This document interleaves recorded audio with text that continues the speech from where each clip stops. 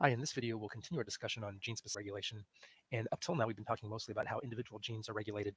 Now we'll go up a level in the hierarchy and talk about circuits of genes, in particular, three different types of circuits: positive feedback, a toggle switch, and a feed-forward loop, and see how clusters of genes are regulated. We'll talk a little bit about epigenetic regulation, which is a mechanism we haven't discussed previously. And lastly, we will talk about experimental methods for studying gene circuits, both DNA sequences and DNA binding proteins. We've discussed negative feedback 2 times already in this class, and those were examples of shutting things down when there's too much of a certain material.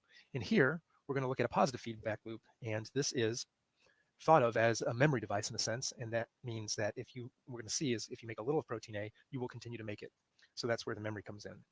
Now, in the initial cell, we're not making protein A because it doesn't have the activator protein that it needs to make protein A, which is protein A itself. It's an autoactivator. That means a positive feedback loop. Something is going to occur which we will not specify right now. A transient signal, a mistake, somehow a little of A gets made. And as A gets made, it binds to its own promoter. And now you've got a steady stream of the production of protein A. Even after cell division, where both cells getting parts of protein A, they will continue to make protein A because it will continue to bind. So both cells inherit some protein A. Both cells will inherit the state where the gene is turned on and continue to make it. So a very simple one-element circuit, but nevertheless, it starts to control genes in different ways. On this slide, we see perhaps the single most famous synthetic genetic circuit that has been created. And it was in fact created here in 1999 by Jim Collins and Tim Gardner. And this is called a genetic toggle switch. And this is one of the very few circuits that have established the entire field of synthetic biology. So this is really landmark work done here at Boston University. Now, I first need to describe how most of the genes have been regulated by activators, and then we'll talk about a toggle switch. I guess it's easier to start with a toggle switch. Think of a light switch on a wall. To turn the light on, you flip the switch once, and then you walk away. As long as that switch is up, the light is on. Whenever you want to turn the light switch off, you go over to the wall and flip the switch, and then the light is off. In contrast, most of the examples that we've been giving in biology would be that you go over to the light switch, you flip the switch to turn the light on, and then you stand there and hold your thumb on the switch for as long as you want the light on, applying continual pressure on it. And for cells, that can work. But think about how much simpler drugs could be if you could incorporate toggle switches. A person who has high blood pressure has to continually take blood pressure medication every day to maintain their blood pressure. What if it were possible to design a toggle switch such that you took a drug once, the circuit switched and put it into a low blood pressure state, and that was it? Well, the drug companies might make less money, but if they could do that, they will. And people are trying very hard. But now let's talk about the details of the toggle switch. The first thing we have to realize is that there are two states, basically. And that is either promoter 1 will be active and make this protein, or promoter 2 will be active and make this protein. The reason that toggle switch is, let's say, for example, you're making promoter 2 is active. It's going to make two proteins, repressor 1 and a reporter protein, which is a green fluorescent protein. The repressor 1 will come over and sit down at promoter 1, repressing it. So promoter 1 will be always shut off. So we don't have to do anything else to promoter 2.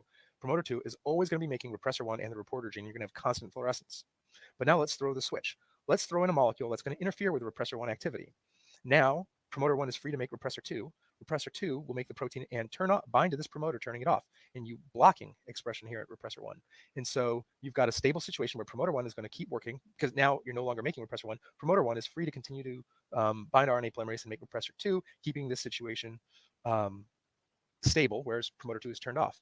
The way you would switch it is by introducing inducer molecule number 2, which interferes with repressor 2 transiently. It's just a pulse of inducer 2, transiently interfere with this. Now promoter 2 starts firing, and repressor 1 is going to kick it in action. So this toggle switch has two stable states. Either repressor 2 is being made or repressor 1 is being made. It's switchable between the two by adding, just in a pulse, for a brief period of time, an inducer molecule, either inducer 1 or inducer 2. And this has been shown to work in bacteria, yeast, and mammals. This simple but elegant demonstration of what is possible has really excited many, many researchers all over the world, and this, as I mentioned, started the field of synthetic biology. The third type of circuit I want to talk about is a feed-forward loop, and that is the case where you make protein A makes protein B, and together, protein A and protein B will make protein Z. So got to emphasize that you only make Z if A and B are needed. So why would you want to complicate your life this way? Well, a feed-forward loop is, in a sense, a safety mechanism to ensure that you only make Z when you really intend to. imagine protein Z is a toxic molecule or something that has disastrous effects, and you only want to turn it on for a certain time. Well, think about the situation where you have a spurious input and you make protein A for a very short amount of time. But since it's a spurious input, it doesn't persist in time. It only doesn't last a long time. It just lasts a short time. Well, let's look what happened. What will happen? Protein A will make some of protein B, but the input is off. So you're going to stop making protein A. Now you've made a little, so it's not going to hang around. It takes some time to make protein B. You're making protein B. It's going to bind to gene Z, but again, A is gone by now because it was just a transient input. I'm going to erase some of these marks so that we can talk about the other input status. Okay, now I'm going to talk about a sustained input where protein A is made for a long period of time. So A is made for a long period of time. It's going to make protein B. It's hanging out, hanging out. Meanwhile, mRNA is getting made, protein's going to be made, and now you have protein B and protein A. Together, they will make Z. And you can see the time course. It's low, low, low for a while. A has already started. I'm going to try and draw that straight. So A has already started. Finally, you start making some B, and B starts accumulating, and so Z gets made in increasing amount. When you stop the input, you stop making A, but some protein A is around, which will decay over time, and the Z will decay over. The really important thing is a transient input, which could be a mistake, only making a little bit of A, it's not going to hang around long enough and be present long enough that by the time you make bRNA and B protein, A is gone, and so you won't have both of them around to make gene product Z.